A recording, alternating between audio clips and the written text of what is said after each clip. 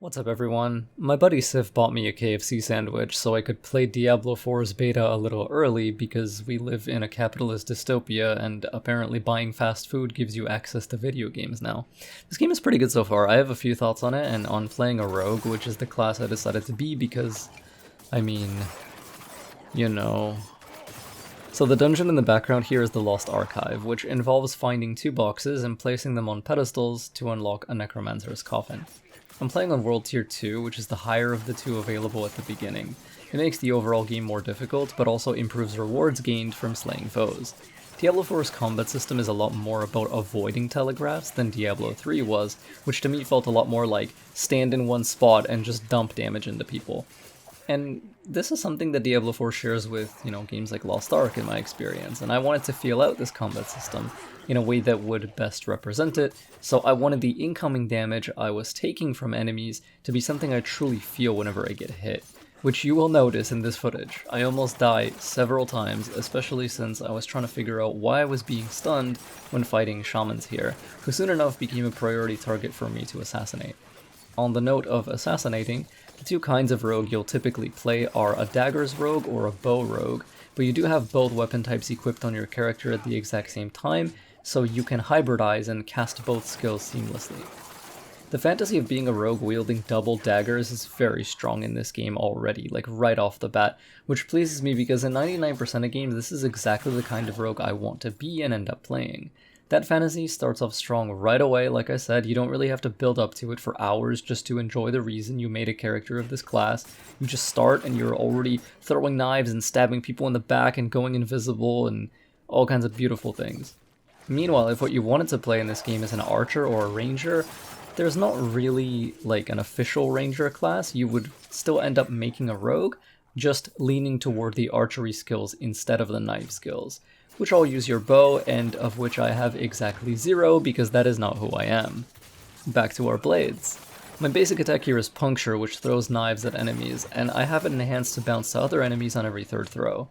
Even from early levels, the player is already making decisions about what directions to take their build in, since basically every active skill has mutually exclusive branches that change what it does or gives it new effects, while locking you out of its opposing passive.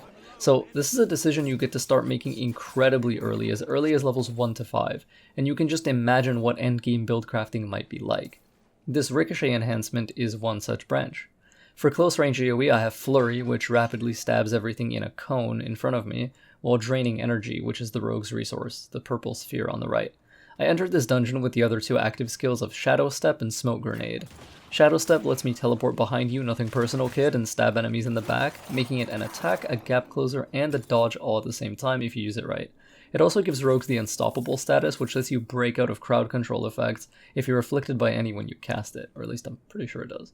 I don't have this enhancement yet, but one of the branches for Shadow Step also lets you stun the enemy you warp behind, which seems incredible for interrupting special enemies who are about to cast something nasty. This is especially true since Rogue has a lot of skills that do extra damage or grant lifesteal or just do extra things against crowd-controlled or debuffed enemies. So if you can hit an enemy with some kind of debuff or debilitate or slow or stun, and then hit them with other skills that, gain special effects off of doing that, you're gaming.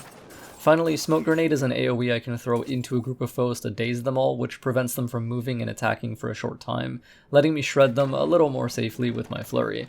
At some point in this dungeon, I assign an enhancement to it that makes me deal more damage to enemies I've smoked, which is always something we appreciate, although this early in the game, the daze from my smoke bomb doesn't last very long, because again, I'm still fairly low level, and I'm choosing to get more different skills as opposed to enhancing, one or two. Once again, I'll reiterate that this dungeon felt reasonably hard. It pushed back against me what felt pretty effectively for the level I entered it at, and again, I do come close to dying a few times, which made me feel like I had to prioritize targets and focus on living, including both using my potions and doing my best to path into potions dropped by enemies so I could keep my stock up. The way D4 handles potions is a really cool minigame in my opinion. You upkeep it while you're fighting. In tougher areas, you're constantly killing enemies and pressing your potion button to heal yourself, right?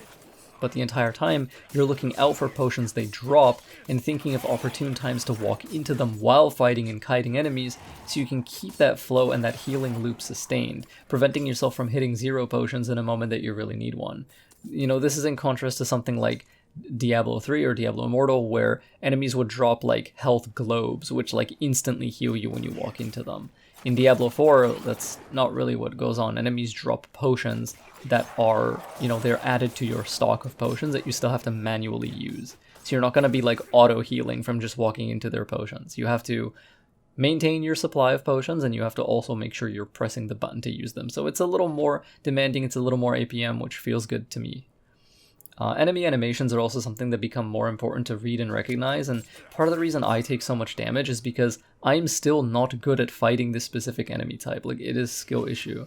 I only wise up to it later on, and I still get caught out by some of their crowd control and AoEs, so if I had more experience as a player, I would actually be able to avoid a lot of this damage, which is a great feeling in a game since it makes apparent the level of casual mastery you just end up building up to throughout normal gameplay as you play.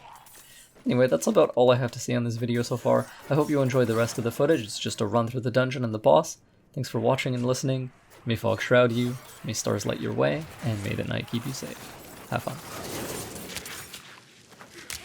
I'm not ready.